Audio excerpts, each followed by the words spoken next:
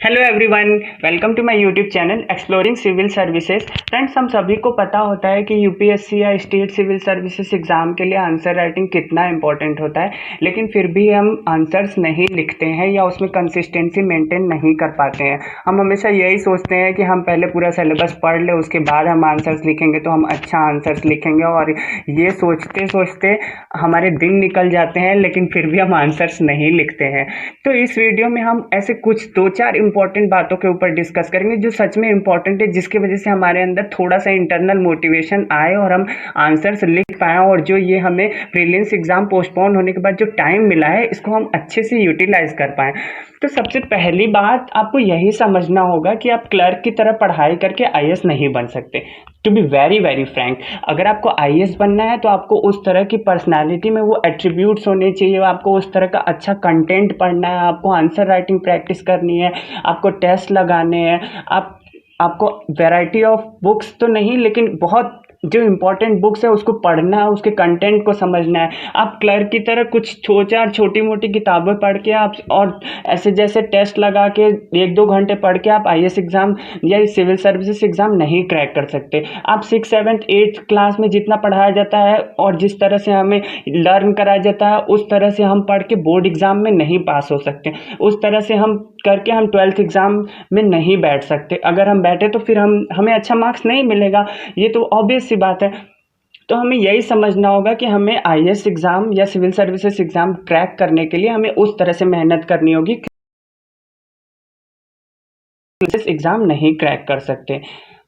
ये तो बहुत ही क्लियर बात है। सेकंड पॉइंट जो है वो हम हमेशा सोचते हैं कि हमें पॉजिटिव अप्रोच या पॉजिटिव थिंकिंग रखनी है, लेकिन पॉजिटिव अप्रोच के साथ साथ हमें स्किल भी डेवलप करनी है। अगर हम यही सोचें कि हम पॉजिटिविटी के साथ हम पूरा सिलेबस ख़त्म करके फिर हम एक दिन में 10-10 आंसर लिखेंगे, बहुत ज़्यादा ऑप्टिमिस्टिक हो जाए, तो ये ऑप्टिमिज़म तो है लेकिन प्रैक्टिकल नहीं है, ये रियलिस्टिक नहीं है।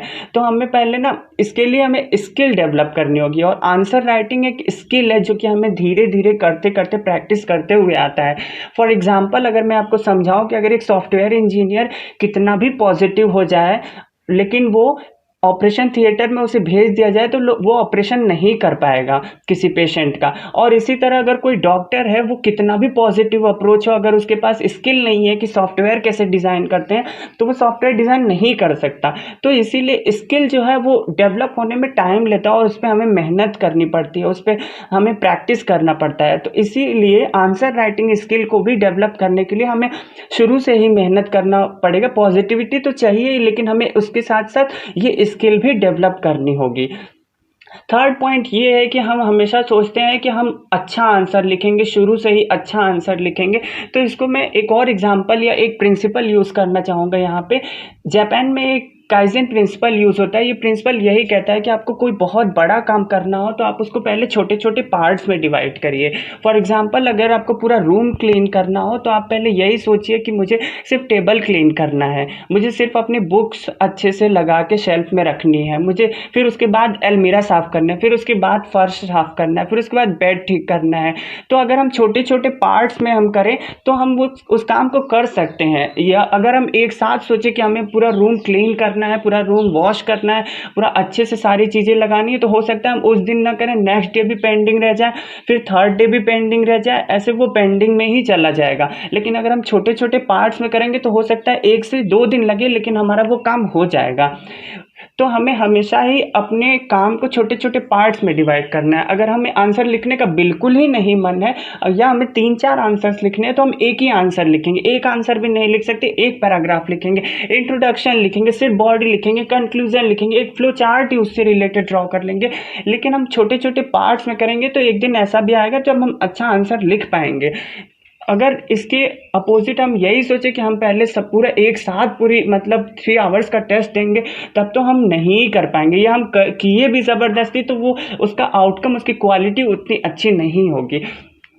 फिर उसके बाद जो फोर्थ पॉइंट इसमें, और अगर मैं एक पॉइंट ऐड करना चाहूँ तो मैं ये कह सकता हूँ कि उसेन बोल्ट जो है उन्होंने शुरू से ही मतलब पहले तो चलना सीखा होगा, फिर धीरे धीरे रनिंग रेस सीखा होगा, तब वो इस लेवल पे पहुँचे हैं कि वो इतने फास्ट रेसर हैं या एथलीट हैं, तब उन्होंने 33.6 किलोमीटर पर आवर की स्पीड गेन की है। या क्रिस्टियानो रोनाल्डो या मेसी या जितने भी बड़े बड़े प्लेयर्स हैं, सब ने प्रैक्टिस किया। या माइकल फेल्प्स जो स्विमर है, सब ने प्रैक्टिस की है, सब ने छोटे छोटे स्टेप्स लिए हैं, फिर उसको हम एक्यूमुलेट करके तब उनका इतना बड़ा रिजल्ट आता है। जब वो परफॉर्म करते हैं तो वो उनकी पूरी मेहनत होती है, पूरे जितने साल की उन्होंने मेहनत की है वो सब उन सेकंड्स में दिखता है जब वो परफॉर्म करते हैं।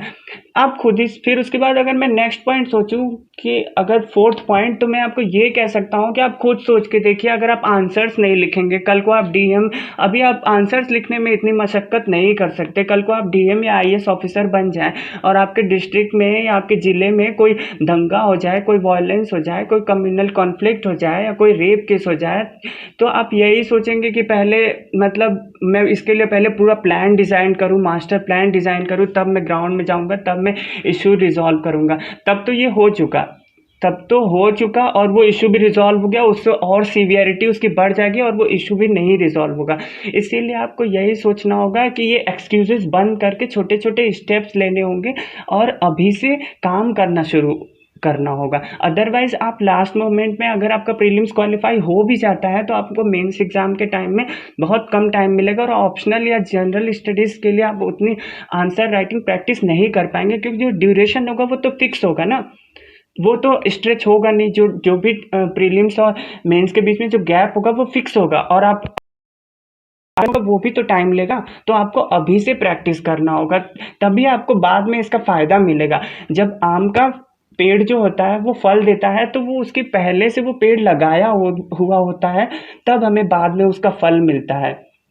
और फिफ्थ पॉइंट अगर मैं आपको बताना चाहूँ तो मैं ये कह सकता हूँ कि हमको अपने सब्जेक्ट की या अपने आंसर राइटिंग की प्रैक्टिस के लिए हमें स्वॉट एनालिसिस करनी होगी। SWOT, एस मतलब कि स्ट्रेंथ, W मतलब कि वीकनेस, O मतलब अपॉर्चुनिटीज़ और T मतलब थ्रेट्स।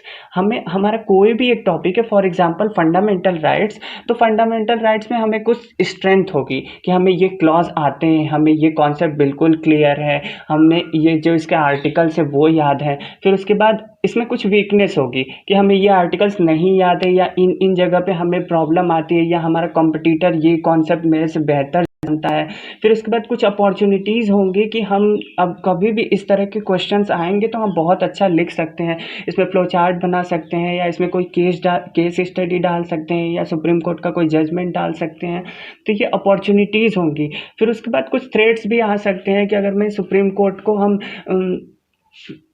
अगर हम फंडामेंटल राइट्स को फंडामेंटल ड्यूटीज़ के साथ कंबाइन कर देंगे तो फिर हमें क्या क्या कन्फ्यूजन्स आ सकते हैं, कौन से क्लॉज में हम कंफ्यूज हो सकते हैं, कौन से आर्टिकल्स में कंफ्यूज हो सकते हैं। ऐसे ही हम जब भी कोई टॉपिक पढ़े तो उसको पढ़ने के बाद हमें उसकी स्वॉट एनालिसिस करनी है या पूरे सब्जेक्ट हमें स्वॉट एनालिसिस करनी है कि हमें इसको ज़्यादा टाइम देना है, इसको कम टाइम देना है, इसको यहाँ मेरी अपॉर्चुनिटीज़ ज़्यादा है, यहाँ मेरे थ्रेट्स है। तो अपने थ्रेट्स और वीकनेस पे ज़्यादा काम करना है। किसी भी सब्जेक्ट का जो भी आपका सिलेबस है आपको देखना होगा, आपको स्पेसिफाई करना होगा इस सब्जेक्ट के इस टॉपिक में या इस यूनिट में मुझे प्रॉब्लम है, ये मेरी स्ट्रेंथ है, ये टॉपिक मेरी वीकनेस है, इस टॉपिक में मेरे पास ज़्यादा अपॉर्चुनिटीज़ है, अगर ये आ गया तो मैं अच्छा लिख सकता हूँ, और यहाँ मेरे थ्रेट्स है, इसमें अगर ये क्वेश्चन आ गया तो मैं अच्छा नहीं लिख सकता हूँ या लिख सकती हूँ। तो आपको स्वॉट एनालिसिस भी करनी होगी पढ़ने के बाद। ये भी आपके आंसर राइटिंग में बहुत हेल्प करेगा, क्योंकि अगर जो चीज़ आपको आती है फिर आप उस चीज़ पर क्यों टाइम देंगे। अगर आपको फंडामेंटल राइट्स, फंडामेंटल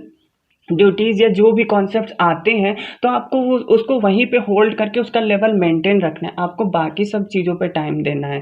फिर उसके बाद अगर मैं एक लास्ट पॉइंट अपनी बात ये कहना चाहूँ तो मैं आपसे बस यही रिक्वेस्ट कर सकता हूँ कि in spite of having a very ambitious और very ideal goal, you just need to, मतलब आप स्टार्ट करिए, आप एक अच्छा सा प्लान बनाइए। अगर आपको ऑप्शनल सब्जेक्ट को अपने स्ट्रेंथन करना है, अगर आपका ज्योग्राफी ऑप्शनल है तब तो शेड्यूल मतलब प्री प्रीलिम्स और पोस्ट प्रीलिम्स में मैंने खुद ही डिवाइड किया है, या अगर आपको और कोई सब्जेक्ट है तो आप प्री प्रीलिम्स और पोस्ट प्रीलिम्स में डिवाइड कर सकते हैं, जिससे कि फिर आप प्री प्रीलिम्स के पहले वो टॉपिक्स ले सकते हैं जो मेंस में भी इम्पॉर्टेंट हैं।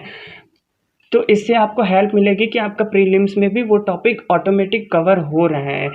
अगर आपको और कोई क्वेरीज़ हैं या और कोई प्रॉब्लम है जो आप मुझसे पूछना चाहते हैं, या कुछ बातें ऐसी हैं जहाँ पे आपको डाउट है कुछ कॉन्सेप्ट्स में, तो आप मुझे टेलीग्राम ग्रुप में भी मैसेज कर सकते हैं। चैनल है जिस यहाँ पे हम 70 डेज डेली आंसर राइटिंग कर रहे हैं। आज डे 2 है, इसके भी आंसर्स जो मैंने आंसर्स लिखे हैं वो मैं अपलोड करूँगा। आप भी अपने आंसर चाहे तो म्यूचुअल रिव्यू के लिए ग्रुप में शेयर कर सकते हैं। वहाँ पे हम एक दूसरे के आंसर देख सकते हैं, लिख सकते हैं, और इन सब से रिलेटेड जो है वो डिस्क्रिप्शन बॉक्स में अवेलेबल है। अगर आपको ये कंटेंट अच्छा लगा, इस कंटेंट में कुछ भी बातें सही लगी, तो आप इस चैनल को सब्सक्राइब कर सकते हैं, वीडियो को लाइक कर सकते हैं और अपने फ्रेंड्स के साथ भी शेयर कर सकते हैं। So let's start with positive and fresh smile, and let's rock together, and we will definitely achieve it, and hope for the best. Just try our best, and there is no point of making excuses, because there is no point of making excuses because it will not give anything. We have to find the reasons in spite of making excuses. When our excuses becomes reason, we can definitely achieve our goal. So bye bye, take care, thank you, have a nice day.